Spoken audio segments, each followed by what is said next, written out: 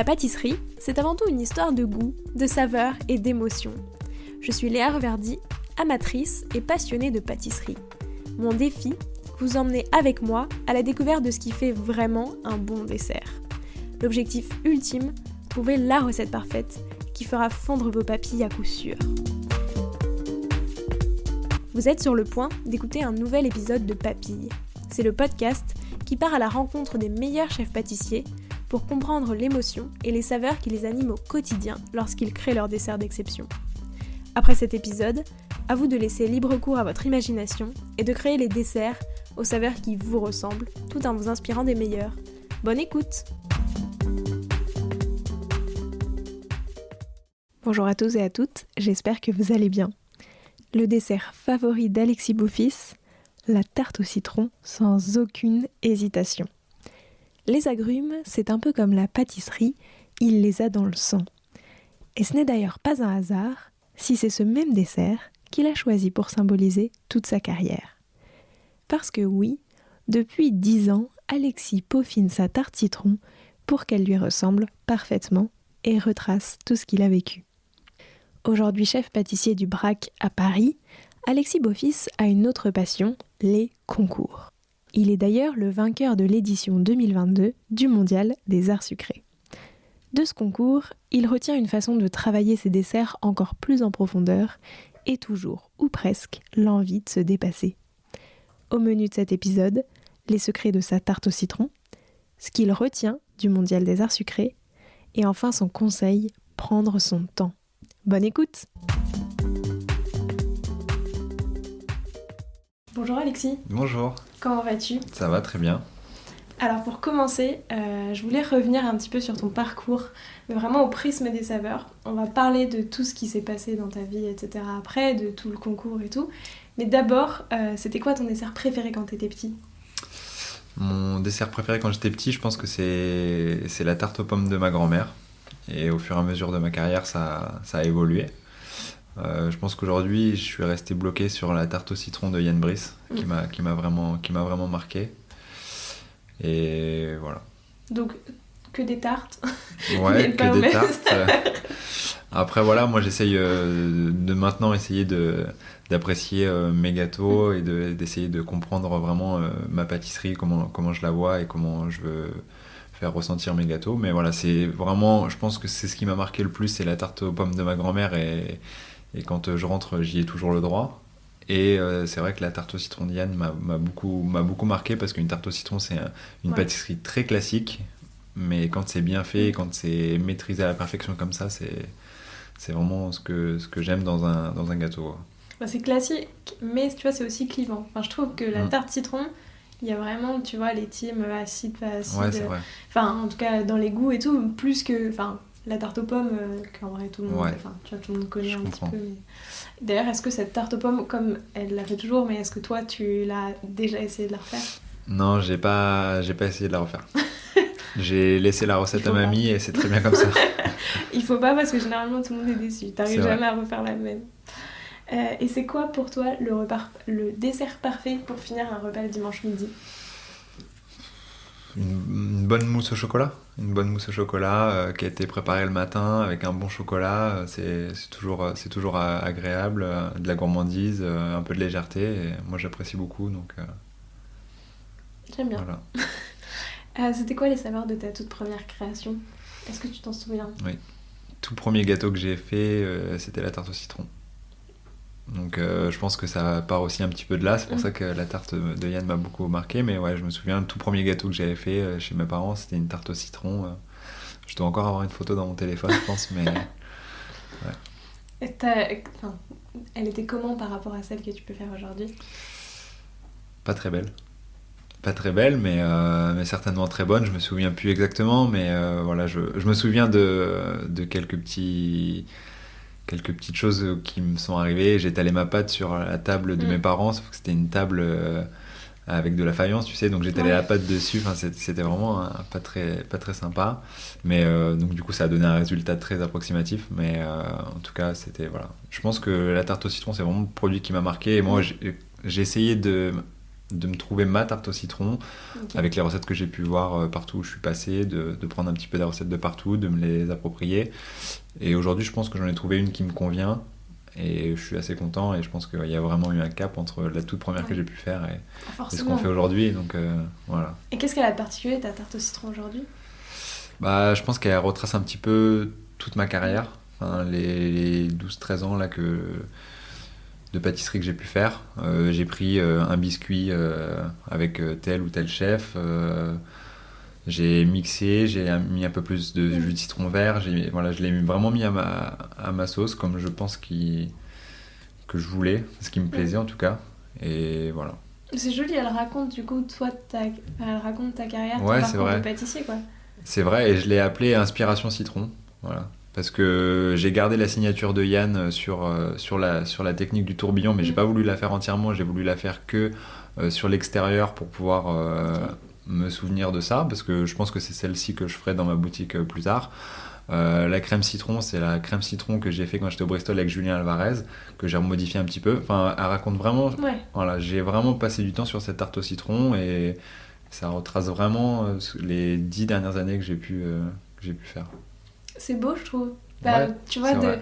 tu dis, genre, le premier dessert que j'ai fait, c'est celui-là, et finalement, du coup, c'est... Enfin, je sais pas si tu l'as fait avec beaucoup d'autres desserts, mais en tout cas, tu vois, c'est un dessert qui, du coup, raconte ton histoire d'une certaine manière. Ouais, c'est vrai. Je pense, c'est parce que c'est mon dessert préféré que j'y ai passé du temps et que j'ai voulu vraiment qu'il soit comme ça. Mais ouais, c'est le seul dessert où vraiment j'ai passé autant de temps sur la Mm. finition, sur la réflexion, le goût, tout ça. Donc Est-ce voilà. qu'aujourd'hui, tu dirais qu'elle est aboutie? C'est la version, pas définitive, mais en tout cas, tu vois, la version... C'est ma version. Elle me plaît. Est-ce que c'est la version définitive? Je sais pas, mais la meilleure, je pour sais notre pas. expérience, tu vas ajouter. Mais en tout cas, elle me plaît beaucoup. Est-ce qu'il y a une saveur qui t'évoque ton arrivée au Brac? Le premier dessert qu'on a fait, si c'est vrai, on a travaillé sur un petit gâteau vanille et noix de macadamia qui Ok. aujourd'hui marche très très bien. Donc c'est vrai que je pense que je dirais la noix de macadamia. Voilà. On l'a décliné un petit peu, après on en a fait un cookie et c'est vrai que c'est le best-seller. On nous la demande souvent ici. Et le petit gâteau vanille et noix de macadamia, c'est celui qui fonctionne le plus. Donc Et les saveurs de ta toute dernière création, pour raisonner avec la première version préliminaire. la dernière création que je viens de faire, j'ai repris les goûts d'un petit gâteau qu'on a pu faire pour le concours, Mhm. qui était chocolat de République dominicaine et banane cuite. Ouais. Donc c'est des bananes qui sont cuites au four avec de la vanille, des épices et tout ça. Donc c'est vraiment très bien et on en a fait un petit gâteau ici. Donc c'est le dernier gâteau sur lequel on a bien travaillé et on l'a un petit peu remasterisé avec les recettes qu'on a réalisées pour le concours, mais on l'a réinterprété voilà, dans notre travail de tous les jours. Mais pourquoi? Parce que ce que vous avez fait sur le concours, c'était pas trop applicable à le faire en quantité, enfin surtout. Ouais, c'est exactement ça. C'était assez compliqué, assez long. Donc il a fallu le revoir dans un process de fabrication journalière. Ouais. Voilà, on produit 250 gâteaux par jour ici, donc il faut le voir différemment, tout en gardant la qualité de ce qu'on a voulu faire. Et on voulait pas que tout le travail qu'on a mis en œuvre sur ce concours, les essais, les multiples recettes qu'on a essayées, qui tombent à l'eau à la fin du concours. Donc l'idée c'est de Ouais. récupérer un maximum de choses pour réutiliser. Oui, tant qu'à faire. Donc, c'est Après ça. avoir passé 3 ans à imaginer plein de recettes, autant qu'elles vivent encore plus C'est vrai, longtemps. Et que exactement. les gens puissent les goûter en plus. Ouais, c'est vrai. Et ça représente quoi pour toi la pâtisserie? Bah, c'est vraiment une passion, c'est vraiment ma passion. J'y passe les 3 quarts de mon temps, ça fait 15 ans que je suis dedans. J'y pense le week-end. Je suis passionné de concours, j'ai fait énormément de concours. Enfin, c'est dans le sang, je sais pas, j'ai pas d'histoire à raconter. Bon, ma grand-mère me faisait des tartes aux pommes, mais j'avais pas de maman gâteau, mamie gâteau ou autre. J'ai fait un premier stage de troisième qui a été dans une pâtisserie. Mais Et parce que depuis- t'avais envie d'aller dans la pâtisserie? Ou c'était par hasard? Vraiment, je pense que c'est le pur hasard qui a Ok. qui a donné ça, quoi. J'étais dans un collège, je suis allé en pâtisserie parce que ça avait l'air sympa Et le fin mot de l'histoire, c'est que je suis toujours dedans, donc je suis passionné de ça et ça me plaît énormément. Et c'est un métier qui est super enrichissant parce qu'on apprend de tout, on apprend de tout le monde. Moi, j'ai plein de gens dans mon équipe qui peuvent tout juste d'arriver, qui sortent d'apprentissage, qui vont m'apporter une idée et qui vont me déclencher une autre idée par la suite. Donc, on apprend de tout le monde et ça, c'est un métier que j'apprécie pour ça en tout cas. Tu dis la pâtisserie, je l'ai dans le sang, t'as dit ça. Du coup, c'est vrai que en fait, tout ça est arrivé par hasard, mais au fond, t'avais quand même ce truc de te dire... par exemple, quand t'as fait ton stage de 3e, tu t'es tout de suite dit, je veux faire ça. Ou est-ce que après... Non, pas après mon stage de 3e, parce que mon stage de 3e, j'étais tombé chez un patron qui était assez dur, donc pas après le stage de 3e, mais en tout cas... Je savais que ça allait être un petit peu dur parce que voilà, c'est comme tout métier, on commence à faire des tâches qui sont pas très gratifiantes au départ et malheureusement il faut passer par là. Je pense que il y a plein de corps de métier comme ça, mais moi ce qui me plaît aujourd'hui c'est de voir le plaisir des clients, le plaisir des clients dans les yeux des clients qui viennent chercher le gâteau le lundi et qui vont revenir le jeudi pour reprendre le même parce qu'ils l'ont apprécié. Et voilà. Et j'espère que voilà, un jour je serai chef d'entreprise et que je verrai mes clients tous les jours revenir parce que c'est le meilleur éclair au chocolat, c'est la meilleure tarte au citron. Donc c'est ça aussi c'est pour ça que ce métier est super. Donc t'as vraiment envie d'ouvrir une boutique un jour? Oui. Parce que ça fait 2 fois que tu... c'est un projet que j'ai en tête depuis que j'ai commencé, ça je pense. J'ai vraiment vécu mon apprentissage avec un maître d'apprentissage qui était vraiment un patron dans une pâtisserie artisanale et vraiment ça m'a donné envie de faire ça. Et je le sais pas quand, où et comment, mais c'est sûr que je le ferai. Parce que c'est pas du tout le même, tu vois, la même approche que quand t'es dans non, c'est totalement... Peut-être qu'ici vous faites pas mal de petits gâteaux, c'est ça, donc finalement C'est pour ça que le Brac m'a beaucoup plu, parce que on a cette approche de pâtisserie boutique. Aujourd'hui, au Brac, on n'a pas de dessert de restaurant à l'assiette. Ouais. On est vraiment sur une pâtisserie boutique qu'on va pouvoir apporter à l'assiette. Donc moi, ça me permet de faire ce que j'aime et voilà. Effectivement. Alors, t'en as parlé à plusieurs reprises. On avait fait un épisode tous les deux, donc juste après votre victoire au Mondial des Arts Sucrés. Maintenant que tu as un peu plus de recul sur la situation, que ça fait un peu plus de mois que c'est passé, qu'est-ce que tu retiens de tout ça ? On va garder que de très bons souvenirs. C'était un super moment, on a beaucoup travaillé, on a fait de super rencontres. On a, je pense, avec le recul nécessaire, je pense qu'on a beaucoup évolué aussi, parce qu'on s'en rend pas compte, mais on a fait des choses qui sont... très sympa, très joli, on a appris de nouvelles techniques, on a créé des choses, donc ça a servi aussi à ça et je pense que voilà, on est fiers de ça et on a fidélisé aussi autour de nous, ça c'est super important, on a une équipe qui nous suit de jeunes pâtissiers qui sont très dynamiques, qui aujourd'hui maintenant eux se lancent des concours. On vient de finir le concours, moi ça fait 3 ans et demi que j'ai des personnes qui sont avec moi et là les 2-3 pâtissiers qui sont avec moi depuis 3 ans, ils n'ont pas attendu 3 semaines après le concours et m'ont dit chef, on s'inscrit à un concours. Donc c'est ça, on a donné envie aussi à ces jeunes-là et c'est bien. C'est la transmission, c'est le partage, c'est les bases de notre métier. Donc, ouais, c'est clair. Et est-ce que, donc tu dis que ça a changé plein de choses, vous avez beaucoup évolué. Est-ce que maintenant tu te rends compte, par exemple, que ça a changé la manière dont tu vas créer des desserts au quotidien ? Est-ce que tu réfléchis différemment tes desserts maintenant que tu as fait ce concours et que tu as eu l'objectif concours, tu vois, qui du coup te... Je vais les réfléchir différemment parce que je sais qu'on va être... Je parle pour moi, je vais être un peu plus regardé. Voilà, okay. Aujourd'hui, les réseaux sociaux, tout ça, même la clientèle qui vient à l'hôtel, on va faire plus attention à ça. Donc j'essaye de faire attention au visuel, au goût, mais c'est vrai que l'image est assez importante aujourd'hui et du coup, faut toujours qu'on soit dans une ADN on a une ADN Brac qui est très marquée, donc faut que ça reste dans mon ADN, dans ce que j'ai envie de faire, et l'ADN du Brac, que ça soit toujours harmonieux. Et donc, alors, tu m'as parlé de visuel, de plein de choses. Comment est-ce que tu penses un dessert généralement ? Le visuel, il intervient à quel moment, toi, dans ta conception? Moi, je commence par ça. Ok. Donc je sais qu'il y en a beaucoup qui font l'inverse. Moi, je commence par le visuel. Voilà, j'ai vu telle ou telle chose dans la rue ou dans une exposition ou sur Internet. Ça me plaît, j'aime beaucoup la forme. On va essayer de travailler cette forme. Et ensuite, après, en fonction des saisons, en fait. Donc si j'ai croisé cette forme-là, ou ça peut être un vase, une sculpture dans l'hôtel. On a un hôtel qui est riche pour ça. Il y a des œuvres partout et on va trouver des choses intéressantes. Et du coup, après, on est à telle saison, on est l'été, on va pouvoir travailler les fruits et les fruits rouges. Voilà. C'est vraiment du feeling. Ok, et souvent ça part de quelque chose que tu as vu ou... Enfin, est-ce que Enfin, pas dans le sens où tu cherches pas d'inspiration, mais c'est plus que tu vois ça et ça te donne envie de te dire tiens, ça m'inspire à un nouveau dessert. Je prends mon téléphone et j'ai des millions de photos dedans, et c'est vrai qu'il y a des moments où j'ai un peu je suis à court d'inspiration. Il me suffit d'allumer mon téléphone et de remonter un petit peu plus haut, et j'ai pris des photos de vitrines aux Galeries Lafayette.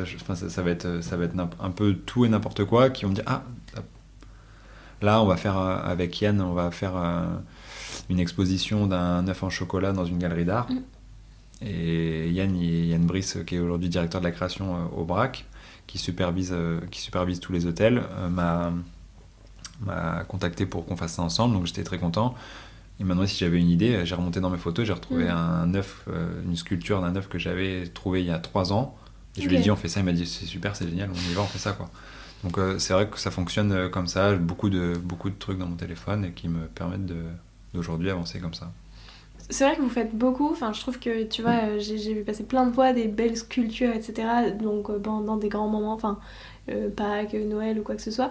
C'est quelque chose qui te plaît beaucoup, ça, dans la pâtisserie? Ce côté justement aussi très artistique et au-delà du goût tu vois, d'un gâteau, etc. Je pense qu'on a la chance dans des hôtels comme le BRAC, là où je suis aujourd'hui, de pouvoir le faire. Je sais pas si demain, en étant chef d'entreprise, je pourrais me permettre de faire une sculpture en chocolat. Voilà. Donc je le fais, là c'est super. Je suis très content de pouvoir le faire. Mais voilà, je suis pas sûr qu'il y ait grand intérêt à le faire quand on soit pâtissier à son compte. Il vaut mieux faire une tournée d'œufs en plus pour les vendre, quoi. Oui, voilà, c'est donc, clair.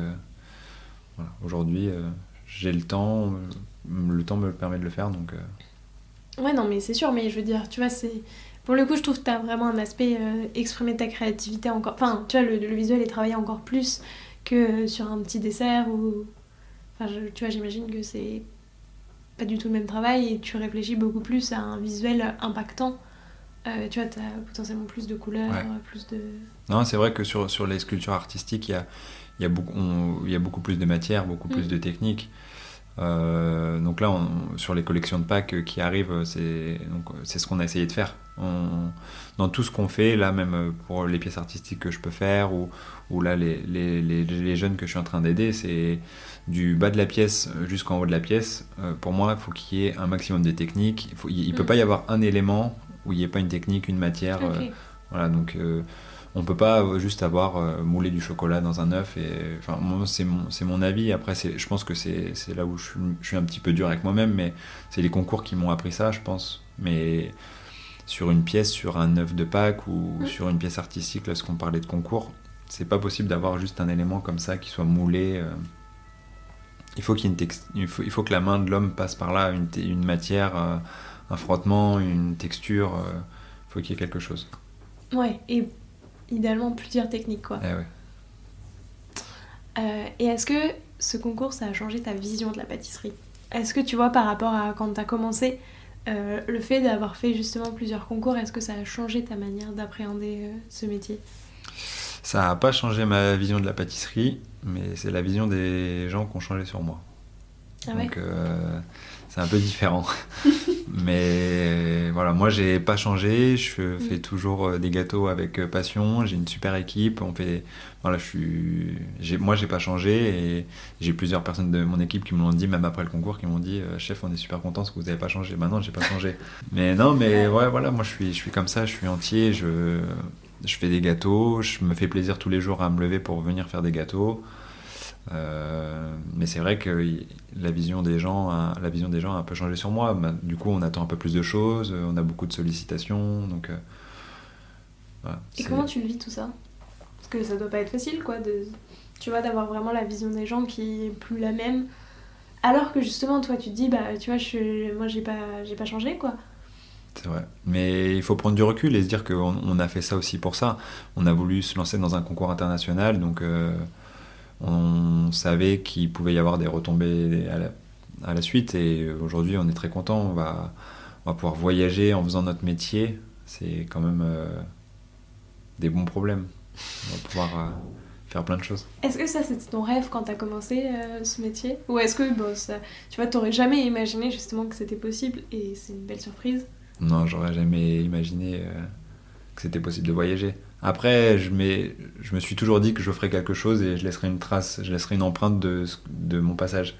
Et à mon échelle, à mon échelle en tout cas, mais voilà, je pense que le concours, en tout cas, il m'a rendu fier, il a rendu fier ma famille, mon fils. Donc déjà, c'est une étape, c'est pas un aboutissement, mais en tout cas, je suis fier déjà d'avoir fait ça. Et ouais. Mais il y a encore plein de choses à faire. Mais je suis un rouleau compresseur, j'ai envie de faire plein de choses. Juste après le concours, je me projette déjà loin, je veux monter ma pâtisserie. J'ai toujours besoin d'avoir un objectif. Je peux pas avancer comme ça sans objectif. Donc là, j'ai des petits objectifs avec mes voyages et tout ça, mais je suis super content de mon équipe. Là, il y a 3 personnes qui font des concours, ça va me redynamiser. J'ai besoin que mon cerveau soit tout le temps en ébullition. C'est comme ça que je trouve que je suis meilleur. Quand j'ai moins de travail, j'ai pas d'inspiration, je vois rien, ça sort pas en fait. Et alors que là, j'ai une personne qui fait un concours sur du sucre, une personne qui fait un concours en chocolat, et du coup tout se mélange, et dans ma tête, et je pense que eux, je lâche beaucoup d'informations, et du coup ils se retrouvent, parce que je vois que dans tout ce que les conseils que je donne, je vois que c'est mis en œuvre. Et des fois ça a créé des choses. Le fait que j'ai sorti des idées comme ça au fur et à mesure, ça a fait des choses sympas, donc c'est cool. Non, t'as besoin d'être beaucoup stimulé, quoi, Ouais. pour avoir plein d'idées, pour toujours... Je fonctionne comme ça, ouais. Ah, c'est bien, hein. Après, il y a plein d'autres concours, il y a plein d'autres choses. C'est ça, tu parlais d'ouvrir une boutique, je pense que c'est un énorme challenge. Je sais pas si c'est plus gros, parce que le concours c'est pas pareil, quoi. Non, c'est autre chose. Il y a aussi eu beaucoup de sacrifices, mais là, c'est un projet de vie. Je pense que c'est différent. Oui, c'est ça. C'est vraiment un projet de vie. Il faut pas se louper. Non, puis ça implique... tu vois, pour le coup, un concours, c'est tu te mets à rude épreuve pour donner le meilleur, etc. Une boutique, tu dois développer plein d'autres compétences que tu n'imagines pas, parce que, comme tu dis, tu deviens chef d'entreprise, donc... Et il y a plein de choses à gérer, quoi. Il y a plein de choses à gérer, et puis il faut surtout le plus important, c'est de faire des bons gâteaux, parce que au début, les gens vont venir, mais ils vont revenir parce que c'était bon. Donc après, il faut en vivre, donc il faut faire de bons gâteaux pour faire revenir les gens. C'est clair. Si on revient un petit peu sur le côté, tu vois, saveur, créativité, etc., c'est quand, tu vois, le moment dans ta vie où tu t'es pris ta plus grande claque de saveur, entre guillemets. C'est-à-dire le moment où t'as compris le plus de choses, tu vois, sur comment créer avec des saveurs, tu vois, comment elles se travaillent, comment on va les associer, enfin plein de... Tu vois, ça t'a débloqué en fait un peu un niveau dans ta création. Ouais, il y a eu plusieurs choses marquantes. Un des gâteaux qui m'a marqué, c'est le gâteau de... Après, j'ai beaucoup travaillé avec lui, donc c'est le gâteau de Diane Brice à la finale du concours de meilleur bruit de France, qui avait fait un entremets citron de menton et fraise des bois. Ça m'avait beaucoup marqué. C'est un très très bon gâteau. Et là, plus récemment, j'ai beaucoup appris, et c'est là où je pense que ce métier est super intéressant. C'est que pour le concours, on a été coaché par Nicolas Boussin et Angelo Musa. Et on avait un entremets au café à faire. Et moi, je suis pas fan du café. Enfin, du café, et on n'avait pas que ça, mais en tout cas, on a fait plein d'autres pâtisseries. Mais l'entremet au café, ils nous l'ont fait refaire, franchement, je pense 50 fois. Et on l'a changé à une semaine du concours. Ah ouais. Et pour nous, c'était un bon café. Avec Florence, on était sûr, c'est bon, c'est celui-là, c'est un bon café. Il y a une semaine du concours, on repart à zéro, on met tout à la poubelle et on repart à zéro. Donc en fait, c'est assez déstabilisant parce qu'on sait faire des gâteaux, on sait faire de bons gâteaux, mais c'est pas facile de faire de très bons gâteaux. Et aujourd'hui, faire un très bon gâteau, il faut s'entourer, faut avoir des gens autour de soi, il faut avoir des bonnes matières premières. Ouais. Ça, c'est super important. Et voilà. Et tu vois, ça va faire 15 ans que je fais ce métier. Et il a fallu attendre 15 ans pour réussir à faire un très bon gâteau. Parce que je pense que s'il n'y avait pas eu ces personnes-là avec moi, c'est les 2 coachs qu'on a eu avec nous, je pense pas qu'on aurait fait un aussi bon gâteau. On aurait eu un bon gâteau. Mais là, on a eu un très bon gâteau. Et c'est ça qui est assez déstabilisant parce que on se dit ça fait 15 ans qu'on travaille, on sait faire des gâteaux quand même. Mais non, en fait, et tout ce qu'ils nous ont apporté, ce qui est assez déstabilisant, c'est qu'il y avait vraiment un réel intérêt et une différence. Et on rajoutait une petite pointe d'anis ou quelque chose. Tu la sentais, la différence. Ah ouais, mais c'est vraiment autre chose, quoi. C'est vraiment mieux. Et ça a été ça pour toutes nos pâtisseries lors du concours. Ils nous ont tout fait évoluer. Donc c'était très intéressant. C'est pour ça, tu vois, que je te demandais si ça avait changé ta manière maintenant de créer, dans le sens où, tu vois, peut-être que tu as plus de facilité à remettre tout en question, même à la dernière minute, et de te dire, est-ce que ça va vraiment être un très bon gâteau ou pas? Et du coup, d'aller chercher, je sais pas, comme tu dis, le petit détail qui va faire toute la différence, parce que je trouve que, tu vois, souvent la différence, c'est pas, finalement, c'est pas des gros trucs, c'est des tout petits détails qui vont tout changer. Alors que tu pourrais te dire que non, tu vois, c'est pas parce que comme tu dis, tu vois, tu vas ajouter une pointe d'anis que ça va changer ton dessert, et pourtant si. Du coup, tu vois, c'était plutôt ça que je me demandais, en mode est-ce que ça a tout changé, enfin pas tout changé, mais c'est ça qui a fait changer, tu vois, ta manière de concevoir un dessert maintenant. C'est vrai qu'aujourd'hui, quand je crée un gâteau, je réfléchis à qu'est-ce que je peux faire de plus pour que ça soit encore meilleur. Ça, c'est sûr. Un zeste de citron vert, comme tu disais, une pointe d'anis, un poivre, quelque chose. Ça, je le réfléchis maintenant pour tout. Mais ce qui est pas facile, c'est qu'il faut faire la part des choses entre un gâteau de concours et un gâteau de boutique.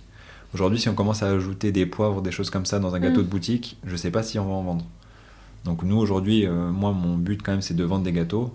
Donc ce que j'essaye de faire, c'est d'avoir des pâtisseries classiques, une bonne tarte au citron, un bon éclair au chocolat et un bon Paris-Brest. Et à côté, on peut avoir une ou deux pâtisseries où là, on a été un petit peu travailler des choses un petit peu plus complexes pour les gens qui veulent avoir une petite expérience sucrée. Mais là, en bas, c'est vrai qu'à la pâtisserie, on a une tarte sésame noir, fruits exotiques, avec un biscuit à la banane, qui est très visuel. On en vend beaucoup moins qu'un Paris-Brest. Parce que c'est vrai que les gens, quand ils regardent la carte ou quand ils voient les boutiques, ils se retrouvent directement sur ce chou avec de la crème à la noisette ou autre. Et voilà, sésame noir. Donc voilà, c'est vrai que... Et pourtant, cette tarte au sésame noir, elle est vraiment très très bonne. Mais il faut réussir à faire plaisir, à convaincre un maximum de gens pour vendre des gâteaux. Donc c'est vrai que faire un Paris-Brest à la noisette, comment on peut faire un très bon Paris-Brest à la noisette? Oui, c'est ça, du coup. C'est ça le plus gros défi. Oui, c'est ça. Tu vois, c'est ce que je me disais au moment où tu disais ça. C'était plus, du coup, même si tu fais une tarte citron, comment t'arrives à faire en sorte que ta tarte citron, elle va quand même surprendre, parce que toi, tu vas lui ajouter des petits détails qui vont tout changer. Mais en apparence, c'est une tarte citron comme une autre, tu vois. Là, c'est vrai que la tarte au citron, j'y ai passé beaucoup de temps.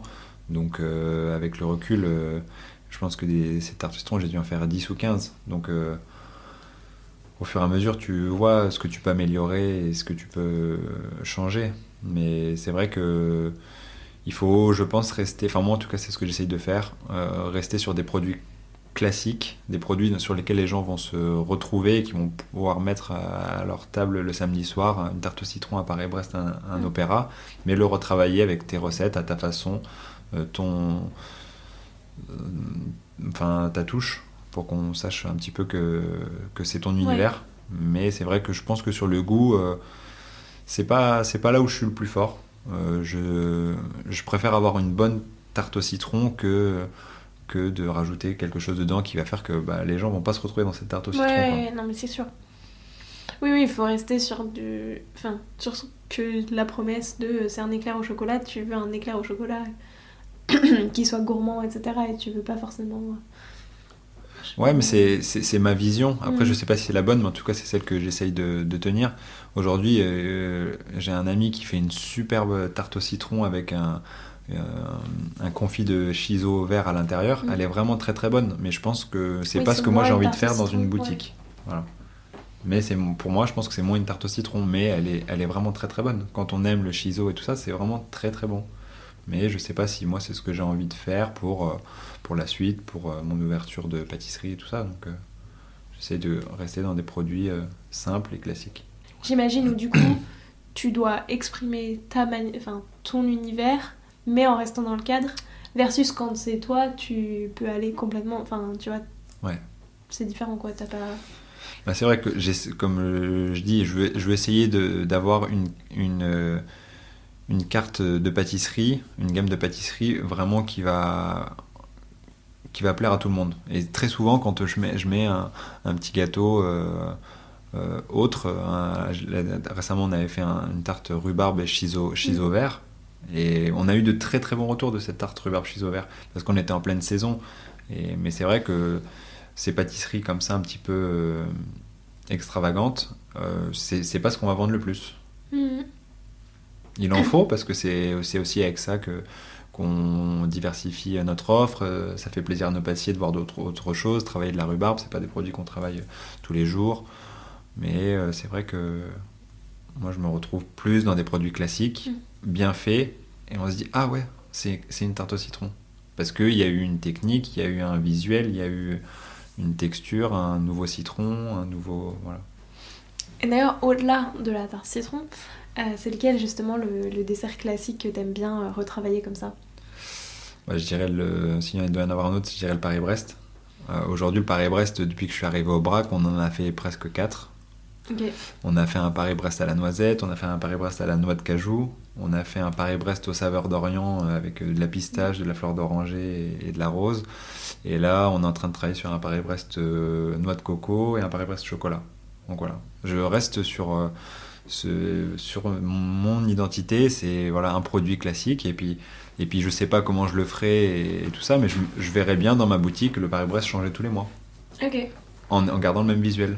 On garde un visuel, les gens vont savoir que c'est le Paris-Brest d'Alexis, mais voilà, il va changer tous les mois, il va passer à la pistache, il va passer à la noix de cajou, à la noix de macadamia, il va évoluer, il aura toujours cette identité, mais il va évoluer. C'est comme ça qu'on fidélise, je pense, en tout cas, c'est ce que j'espère. Mais du coup, tu vois, parce que finalement, quand tu fais un Paris-Brest coco ou noix de macadamia, enfin, noix de macadamia un peu moins, mais tu sors du Paris-Brest que les gens connaissent. Tu vois, par exemple, tu retravailles avec des saveurs complètement autres. Ouais, c'est vrai. Du coup, t'as certes le fait que c'est un Paris-Brest, mais en fait, tu vois, finalement... Parce que je pense que c'est sûr que c'est plus simple avec des types de desserts comme le Paris-Brest, comme l'éclair ou quoi que ce soit, que la tarte citron, qui est plus typée tarte citron, quoi. Tu peux pas faire une tarte citron à la noisette. Mais du coup, c'est ça. Est-ce que c'est le fait d'avoir le cadre de je veux faire un Paris-Brest, donc il faut retrouver un peu les éléments du Paris-Brest qui t'inspirent du coup dans les saveurs que tu vas avoir derrière? Ouais, je pense que c'est vraiment ça. Sur les Paris-Brest qu'on travaille, là, on a toujours le même code. On a un croustillant, on a un cœur coulant avec un praliné coulant à l'intérieur, on a une crème assez légère et une pâte à choux. Donc, mais c'est vrai, je pense qu'avec le recul, peut-être qu'on changerait le Paris-Brest tous les mois, mais peut-être qu'il y aurait quand même toujours à la carte un Paris-Brest noisette. Je me demandais. Ouais. Parce que je me suis dit, du coup, tu t'as pris mine de rien, le classique basique. Le classique, c'est vrai. Tu vois, qui est à la noisette et qui change pas, et lui, qui est toujours pareil. Donc là, je pense que je peux me le permettre à l'hôtel. Ouais. Mais je pense que peut-être, tu as raison, et je garderai peut-être un Paris-Brest à la noisette sur la gamme, et on ferait un Paris-Brest du mois en plus. Mais c'est cool, tu vois, je trouve, d'avoir justement les desserts classiques qui changent tous les mois. Parce que du coup, tu viens... c'est comme dans toutes les boutiques, mais t'as les classiques que tu retrouves partout, mais qui du coup sont complètement pimpés d'une autre manière, quoi. Et ça, je trouve que c'est assez chouette. Enfin, c'est vrai qu'il y a plusieurs pâtissiers qui font ça, et c'est assez cool de dire que tu vas manger ça, et du coup tu sais un petit peu ce que tu dois retrouver. Enfin, même t'as des attentes un petit peu, tu vois, en bouche de ce que tu veux retrouver dans un Paris-Brest, dans ceci, dans cela. Mais du coup, tu changes de goût et comme ça te permet de découvrir une nouvelle saveur quand même. De toi t'amuser, tu vois, en disant que tu peux mettre, je sais pas, justement du shiso, que tu peux pas trop mettre dans un Paris-Brest à la noisette. Donc, très chouette. Est-ce que tu peux nous raconter l'histoire derrière le dessert qui t'a le plus marqué? Alors c'est pas forcément un dessert que t'as fait toi, c'est peut-être un dessert d'un autre pâtissier, mais qui vraiment t'a marqué, je ne sais pas pour quelle raison, mais... Je pense qu'on l'a un peu dit, enfin le dessert qui m'a le plus marqué, on en a un petit peu parlé tout à l'heure, donc j'ai pas envie de me répéter, mais... Un autre Un autre que la tarte citron de Yann. Un autre J'ai compris ton amour pour la tarte citron, mais d'ailleurs après... Du coup, peut-être comme ça te laisse le temps de réfléchir en arrière-plan. Quel est ton top 5 des tartes citron de pâtissier qu'il faut avoir mangé? Ok. Bon, il y a celle de Yann Brice en premier. Ah ok, je réfléchis. Non, s'il y a un deuxième dessert, c'est un dessert à l'assiette qui m'a beaucoup marqué. C'est pas une pâtisserie boutique, mais au Bristol, avec Julien Alvarez, on avait créé un dessert à la vanille grillée. Okay. Qui est vanille grillée et gruée de cacao, qui était vraiment très très bon, très harmonieux, très rond et très gourmand à la fois, et ça c'est pas facile.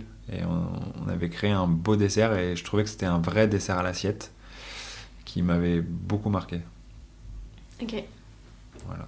Et si je dois en citer un dernier, parce que du coup j'ai fait une aparté avec le Bristol et j'y ai pensé aussi, c'est le citron givré de Laurent Janin. Le citron givré de Laurent Janin, j'ai eu la chance de le goûter et de le faire. Et vraiment, je trouve que c'est un dessert, c'est tous les codes d'un dessert à l'assiette. C'est éphémère, c'est franc, c'est frais, c'est vraiment un bon dessert à l'assiette. Ça a l'air délicieux comment tu l'écris. Mais du coup, ton top 5 des tartes citron?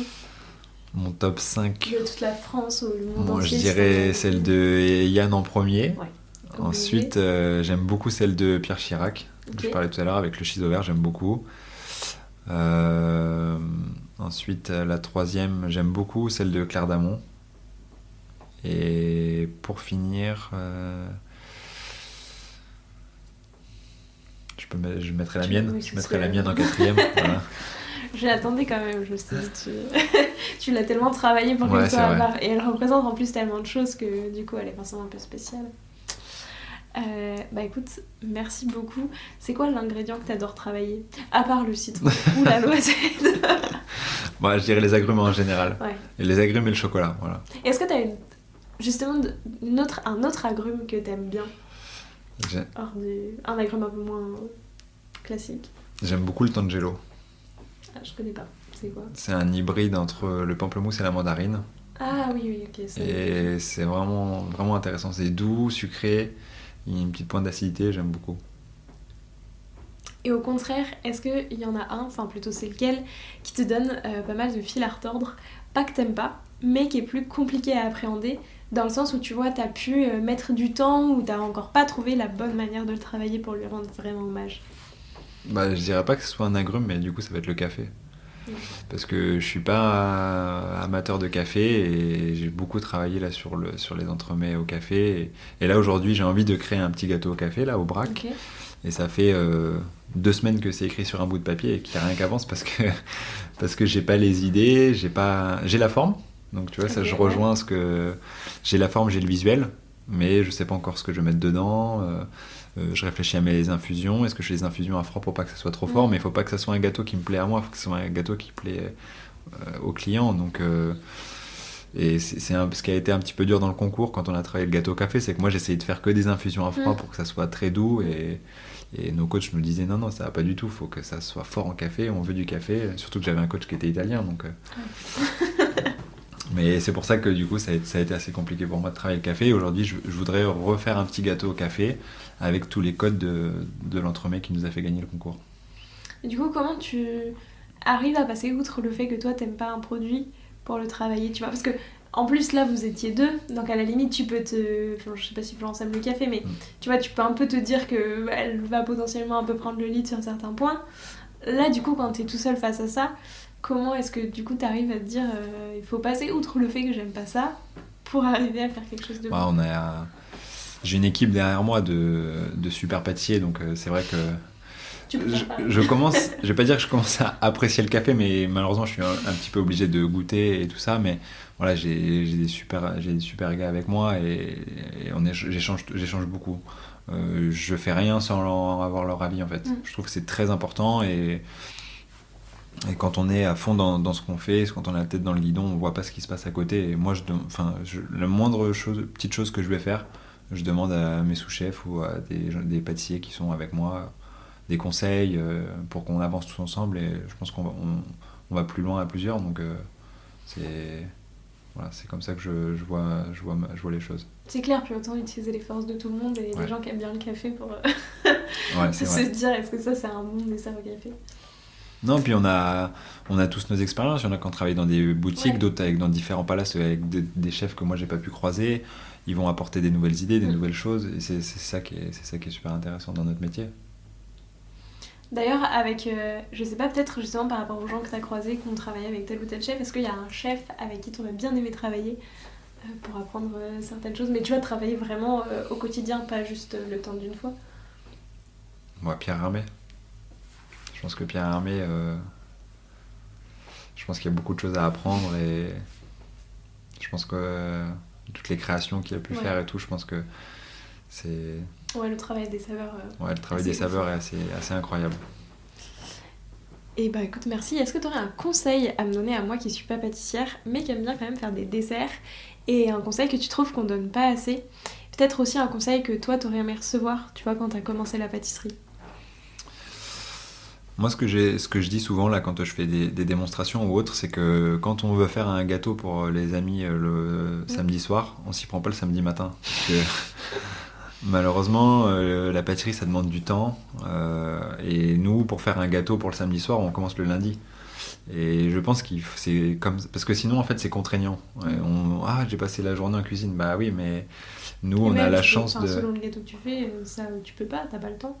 Ouais, il n'y a pas le temps et je pense qu'aujourd'hui, nous, avec, on peut, en tout cas, avec les processus qu'on a en pâtisserie, faire la pâte le lundi, faire la crème le mardi. Je reviens sur la tarte au citron, parce qu'on en parle depuis tout à l'heure. Parce que c'est forcément le dessert qu'on fait un samedi soir.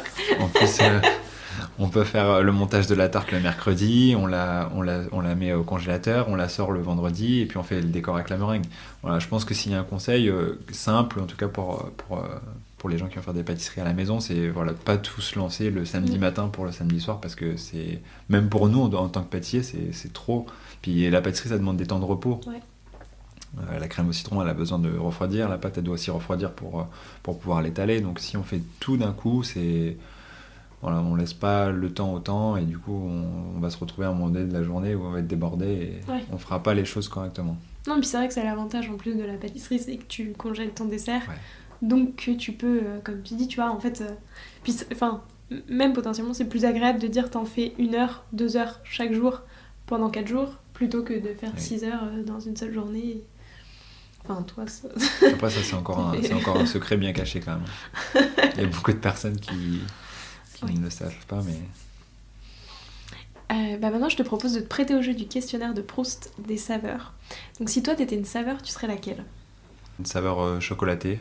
Avec le chocolat, on a de la gourmandise, on a le croquant, on a beaucoup d'arômes, beaucoup de longueur en bouche, donc le chocolat. Puis tu peux faire plein de choses différentes, plein de textures et tout avec le chocolat. Ouais, mais là, du coup, je me dis que je pense savoir ce que tu vas répondre à cette question, mais je te la pose quand même. Le gâteau d'un autre pâtissier ou d'une autre pâtissière que tu aurais bien aimé avoir créé? Ouais, j'y ai répondu déjà. C'est pour ça, est-ce qu'il n'y en a pas un autre? Pas dans les desserts qui t'ont marqué, du coup.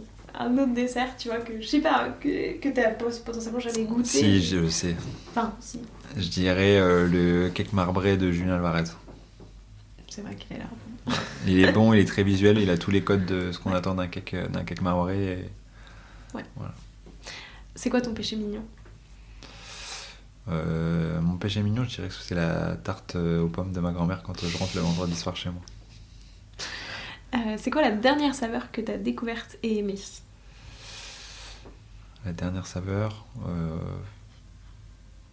Récemment, je connaissais déjà, mais C'était le citron noir d'Iran. Je trouve qu'il y a des choses super intéressantes à faire avec ça. Donc je dirais le citron noir d'Iran. On est toujours dans les agrumes. Oui. Oui, mais après, je commence à m'habituer. Mais c'est fou parce que je trouve qu'en ce moment, j'en entends beaucoup parler du citron noir d'Iran. Parce que tu vois, pendant très longtemps, parce que ça fait quand même 2 ans que je fais papy et j'ai quasiment pas discuté du citron noir d'Iran. Et là, ça fait quelques mois, je vois ça partout. Ouais, c'est fou, voilà. non? Enfin, je sais pas, est-ce que t'as le même retour que Non, le non, citron moi noir c'est... d'Iran, J'ai goûté quelque chose avec ça, avec le citron noir dans un restaurant et je me suis dit, bon, je vais en commander et est-ce que j'essaierai pas de faire quelque chose avec ça? Donc t'as déjà une idée? C'est en cours de réflexion. Ça pourrait encore changer ta tarte au citron. J'y ai pensé malheureusement, mais non, je pense qu'il faut pas.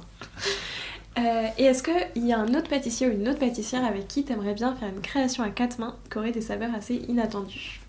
Je dirais François Perret pour tous les... Je pense que je me retrouve un petit peu dans ce qu'il fait aussi, tous les classiques revisités, et vraiment, qui sont vraiment super, super ingénieux et tout dans la gourmandise, dans le visuel, et je pense qu'il y a beaucoup à apprendre de ça. Tu pourrais retravailler un autre dessert d'enfance. La barquette. Ouais, non, c'est ouf. C'est une belle inspiration, je trouve. Enfin, en plus, tu vois, c'est vraiment des desserts qu'on connaît tous, qui en plus, il y en a plein, tu vois, tu les connais un peu en version industrielle. Et du coup, là, je trouve qu'il arrive vraiment à faire un truc... Enfin, trop beau, quoi. Et en fait, t'as pas l'impression que c'est un dessert que tu manges. Trop beau, et comme tu dis, et c'est vraiment très bon. Enfin, moi, les barquettes, j'ai goûté. Le cake marbré. Le cake marbré est vraiment très très bon. Mais c'est ça, en plus, je te dis, je trouve que t'as vraiment le côté, en plus... on connaît la version industrielle, quoi. Enfin, souvent, t'as mangé les barquettes, on mangeait la version industrielle. Enfin, je sais pas qui mangeait des barquettes fait maison, mais... Non, c'est vrai. Du coup, je trouve que c'est ça qui est encore plus ouf, c'est de transformer l'industriel, enfin faire appel à des souvenirs comme ça pour faire quelque chose d'aussi beau. Maintenant, j'ai 5 dernières questions. Plutôt vanille ou chocolat? Chocolat. Plutôt herbe ou épice? Herbe. Laquelle? Shiso, pour la fraîcheur. Tarte ou chou? Je dirais tarte et chou, parce que le Paris-Brest que je fais aujourd'hui, c'est vrai il mélange les deux. Je t'en parlais tout à l'heure, j'ai vu, c'était ouf, parce que t'as mis une petite vidéo sur ton compte Instagram, et je trouve ça ouf d'avoir mêlé les deux. Ouais. Non, c'est super intéressant parce que mon point de vue, c'est que dans un Paris-Brest, il n'y avait pas assez de craquant, de croustillant, et je trouvais que la pâte sucrée pouvait l'apporter. Donc on a réussi à mettre la pâte sucrée autour du chou, et puis ça rend bien, hein. Enfin, ça rend plutôt bien. Il y a eu pas mal d'essais. J'imagine. Il y a eu pas mal d'essais parce que c'est super simple quand tu le fais. Parce que la pâte sucrée, ça cuit 12 minutes, et un chou, ça peut cuire jusqu'à 30 minutes. Donc il a fallu régler tout ça, régler les températures, mais voilà. Donc du coup, je dirais tarte et chou. Le résultat est très beau. Saveur d'été ou saveur de printemps? Été. Et enfin, le chou coco ou l'inspiration citron? Inspiration citron. Sans hésiter. Ouais. Bah écoute, merci beaucoup, ça m'a fait très plaisir de discuter avec toi. Je demande, puis tu vois, de revenir un petit peu parce qu'on avait discuté un petit peu pendant l'épisode sur le mondial des arts sucrés, mais c'était pas pareil, puis tu vois, c'était moins déjà sur ton aspect créatif à toi. Du coup, c'était très chouette, ça m'a fait très plaisir. Et je demande à tous mes invités un petit défi pâtissier à me lancer et à lancer à tous les auditeurs et auditrices qui voudraient le refaire. Donc soit une recette à tester, un ingrédient, enfin ce que tu veux. Ouais, j'ai déjà une idée. Ouais, je le sens venir. Je vais t'envoyer ma recette de tarte au citron. Super, avec plaisir, avec grand plaisir. Moi j'aime bien la tarte au citron. Ouais. Bah écoute, merci beaucoup. Je te laisse le mot de la fin. Est-ce qu'il y a quelque chose que tu aimerais ajouter pour clore cet épisode? Manger des tartes au citron? Non, mais en tout cas pour tous les gens qui vont écouter ça et qui sont passionnés de pâtisserie, c'est un super métier, et il y a plein de choses à apprendre. On se renouvelle tous les jours. Il y a plein de choses, et puis n'hésitez pas à franchir le cap et à venir nous rejoindre en pâtisserie, parce qu'il y a beaucoup de reconversions, et on cherche des gens passionnés, donc voilà. Moi je suis admirative vraiment de ce métier. D'ailleurs, est-ce que depuis, c'est une question qui me vient là, mais est-ce que depuis le confinement il y a eu plus de reconversions, et vraiment genre tu le sens? Énormément. Ouais. Énormément. beaucoup de femmes depuis les 5 dernières années et beaucoup de reconversions. Ah, c'est une bonne chose. Ouais, c'est très bien. Donc c'est surtout les femmes qui se reconvertissent et qui osent... Ouais, c'est vrai. Parce que je pense qu'il y a beaucoup de femmes qui sont passionnées de pâtisserie et qui se disent j'ai envie de faire mon métier ma passion, donc mais c'est très bien dans les laboratoires en tout cas. Enfin, moi je le vois, ça apporte de la finesse, ça c'est indéniable. On va pas dire que les garçons sont tous un peu plus... Ouais, si t'es un pâtissier, à un moment t'as forcément de la finesse. Ouais, il y a forcément de la finesse, mais c'est vrai que voilà, les femmes apportent ça, et donc c'est vraiment cool. Mais 5 ans en arrière, enfin en tout cas moi quand j'ai fait mon apprentissage et mes premières années en pâtisserie, il y avait 2-3 femmes. Là c'est 50 à 60%. Je fais des interventions dans des écoles, il y a encore 2 semaines j'ai fait une intervention, il y avait un garçon. Mais est-ce que ça personnes. se retrouve après dans les cuisines? Enfin, tu vois, non, parce que moi j'essaye pas d'avoir plus ou moins de femmes. Non, mais est-ce que du coup il y a plus de femmes en ce moment, tu vois? Parce que par exemple le fait qu'il y ait de plus en plus de femmes qui aillent dans les écoles, c'est une chose, mais du coup est-ce qu'après, du coup ça se ressent aussi que maintenant il y a de plus en plus de pâtissières? En tout cas sur les CV que je reçois sur 10 CV reçus, il y en a 8 c'est des femmes. Donc ça c'est vrai que il y a eu un vrai changement sur ça. Bah tant mieux, c'est ouais, c'est super. Merci beaucoup. Merci à toi. À plus. J'espère que cet épisode vous a plu et moi je vous dis à la semaine prochaine en compagnie du Réfectorio de Paris. Prenez soin de vous.